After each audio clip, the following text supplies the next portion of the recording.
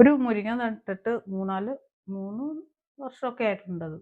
ഇപ്പം 2 വർഷമായിട്ട് പൂവുണ്ടാവുന്നുണ്ട്. പക്ഷെ കായ ഉണ്ടായിട്ടില്ല. ഈ പ്രാവശ്യം നോക്കിയപ്പോൾ ഒരു കാ കിട്ടി. അത് കാണാതെ കിടന്ന് അത് മൂത്ത് മൂത്ത് ചെണ്ടക്കോല് പോലെ ആയായിരുന്നു. എന്നാലും ഞങ്ങളത് പറിച്ച് കറി വെച്ച്. അതിപ്പോൾ ആ ഒരു വെക്കേഷൻ തുടങ്ങുന്ന സമയത്തൊക്കെ ആയിരുന്നു. ഇപ്പോൾ വെറുതെ മേളിൽ കയറിയതാ. അപ്പം നോക്കിയപ്പോൾ ഏറ്റവും മേളിൽ കുറേ മുരിങ്ങക്കായ ഉണ്ടായി കിടക്കുന്നു. ഇനിയുണ്ട് കേട്ടോ, ചെറുതും വലുതും ഒക്കെ ആയിട്ട് ഇനിയും കിടക്കുന്നു.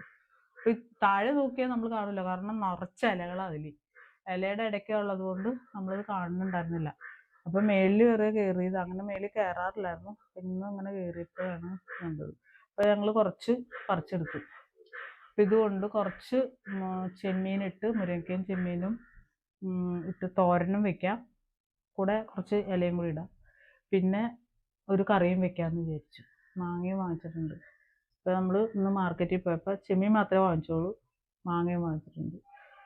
അപ്പോൾ നമുക്കിനി ഇന്നൊരു മുരിങ്ങക്ക തോരനും